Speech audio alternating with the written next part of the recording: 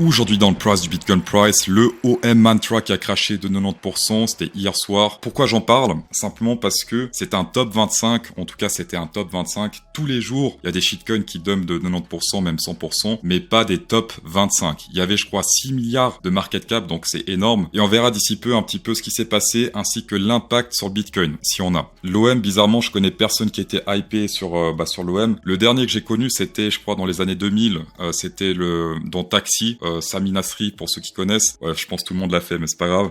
Enfin bref, OM, bizarrement, je connais personne qui holdait. Tant mieux en quelque sorte, mais bon, s'il était top 25, ça signifie quand même qu'il y a pas mal de gens qui sont fait sélectionner par la nature. Niveau macro, il n'y a pas grand chose qui a changé puisque c'était le week-end. Cependant, on a le dollar index qui continue de chuter, même pas de retest pour l'instant. Donc ça, attention, niveau son, si on reteste ça avec un signe de faiblesse, ça peut puer extrêmement fort pour la suite. Pour l'instant, c'est pas encore le cas. Et ce qui puerait encore plus, ce que j'espère pas, c'est qu'on se fasse rejeter à la baisse sans retest. Ça, c'est totalement désespérant quand ça arrive, simplement parce qu'il n'y a pas d'entrée optimale. À ma grande surprise, on n'a pas fait de gap CME ce week-end, ce qui est un peu bizarre puisque il me semble avoir pumpé pas mal quand même durant ce week-end. La fermeture vendredi, c'était ici autour des 84 000 $ et l'ouverture aujourd'hui, donc à minuit, c'était autour des 83 750 $.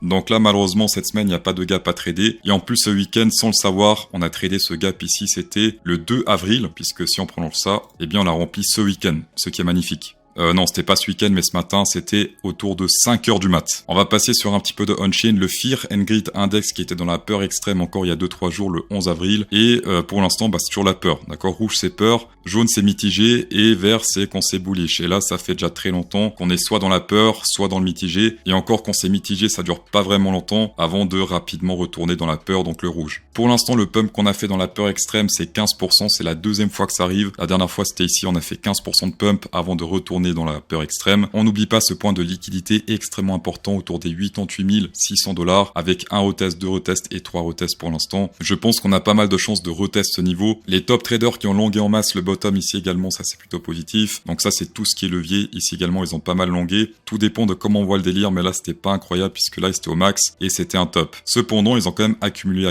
dans cette zone et ils continuent d'accumuler ici. Et d'ailleurs ici la majorité des top traders sont toujours en long pendant que la peur est extrême. Et ici c'est l'inverse, c'est bullish et les top traders sont en mode short. L'évolution de mes trades sur Bitfinex, mon take profit sur Bitcoin à 86 000 $ pile a été déclenché ce week-end. Regardez ça, cette précision. Même si mon objectif c'est 74 000 $, on est quand même sur du 43 800 $ de profit réalisé et il reste encore 32 900 $ de non réalisé. Donc tout ça c'est encore faisable, on va dire. On n'oublie pas également les funding rates qui sont positifs et ça fait un peu d'argent passif sur le short. Donc ça se refuse pas. Le TRX également à 3700 de profit, presque 4000 et le Ethereum price à 14 300, dont 13 000 $ qui sont déjà réalisés. D'ailleurs, pour les personnes qui souhaitent trader avec CryptoSauce sur Bitfinex, c'est bien 12% de rabais sur les frais en description et même 20% sur les frais tous les week-ends. Et en plus, maintenant, les week-ends, c'est plutôt volatile. Donc vraiment, passez pas à côté, en tout cas pour les personnes qui sont pas encore sur Bitfinex. Même si on a pas mal de signaux de bear market potentiels que j'ai pris en compte d'ailleurs pour mon gros short, il y a quand même des signaux que j'aimerais vous partager qui montrent potentiellement une suite de bull market. Pour rappel, pour le bear market, on a ce truc-là qui a plutôt bien marché dans le passé, mais on a un truc également niveau on-chain, parce que ça, c'est pas de l'on-chain, simplement des supports et des résistances. Niveau on-chain, on a le total balance change of large holders, 1000 à 10 000 bitcoins. Et ça, c'est extrêmement intéressant selon moi, même si malheureusement, on a seulement des données depuis 2016. On peut voir historiquement que souvent, quand on est sur un ATH, eh bien, les vendeurs ont déjà commencé. Ici, par exemple, c'était en février, ça a commencé à vendre massivement. Et l'ATH, c'était autour d'avril. Même si on a fait un ATH légèrement plus haut, on peut dire que cette partie-là, c'était simplement de la spéculation. Et la vraie fin du bull market, c'était déjà ici, autour de avril 2021. Décembre 2017, les whales ont commencé à sortir massivement. Alors ce qui est un petit peu bizarre, c'est qu'ils ont commencé quand même à recharger durant le bear market. Donc là, dès que le bear market a commencé, ils étaient déjà tous dehors, ils ont commencé à recharger, donc c'était un petit peu bizarre. Est-ce qu'on est sur un truc similaire? Difficile à dire. Mais dans tous les cas ici, en bear market, ils rechargeaient. Et donc si on est également en bear market, bah c'est en train de recharger pas mal. Mais là où je souhaite en venir, c'est simplement qu'ils ont commencé à vendre avant la TH, même s'ils ont vendu beaucoup plus tôt. C'était à 4 000 $, ils ont commencé à descendre. Après le Bitcoin a fait je crois 10 000 $, même 15 000 $. Ils ont vendu beaucoup avant le top. Ça, tout ça, je pense c'était des retails. Et après, up to the ground. Tout ce qui s'ensuit, c'était la spéculation sur les réseaux sociaux, Card the Moon, etc.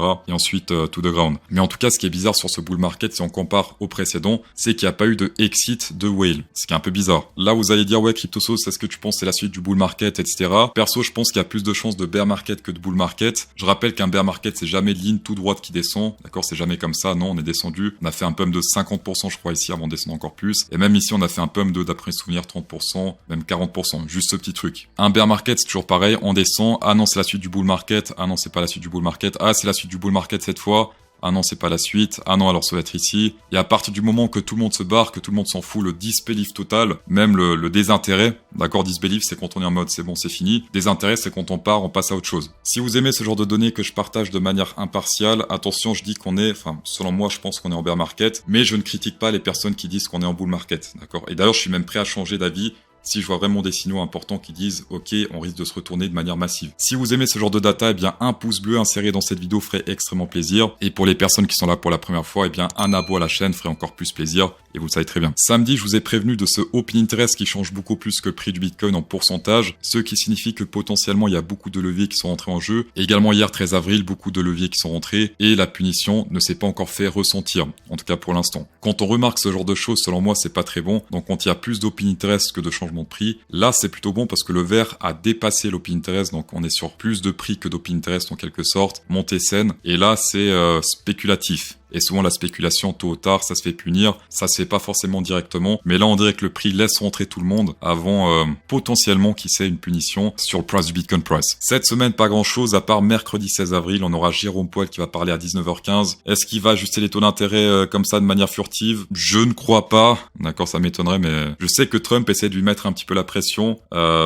On verra bien ce qu'il va dire, mais ça va être très intéressant et je pense que ça va pas mal impacter les marchés. Donc attention aux personnes qui ont des positions ouvertes. Mercredi à 19h15. Sur les ETF, on a eu pas mal de vendeurs. C'était ici le 8 avril. C'est la première fois que ça arrive depuis le 12-10 mars, cette zone-là. Souvent, ça peut signer un dip sur le marché, voire même une consolidation. Et depuis le 8 avril, on fait que monter sur le price du Bitcoin price. Pour l'instant, la hype se fait pas ressentir. Mais attention, si on refait des bougies très vertes comme ça pourrait signaler un retournement de nouveau à la baisse et donc une poursuite de ce potentiel, je dis bien potentiel, bear market. On va finir par le mantra qui s'est totalement pété la gueule. Il y avait encore d'autres red flags, mais le principal en général, c'est ça. C'est simplement la partie de l'argent qui appartenait à l'équipe de développement ou à l'entreprise. Ici, on peut voir que les insiders, c'était 90% des tokens. Donc, c'est un red flag gigantesque. Et malheureusement, Mantra, c'est pas le seul qui a ça. Il y a également le Trump coin. Pour ceux qui ont investi dans le Trump, 80%, je crois, c'est l'équipe qui possède. Ici, on peut voir sur CryptoRank. CryptoRank, pardon. On va sur le coin, on va sur Vesting, et là on peut voir 36% Creators, 18% encore Creators, et une minorité seulement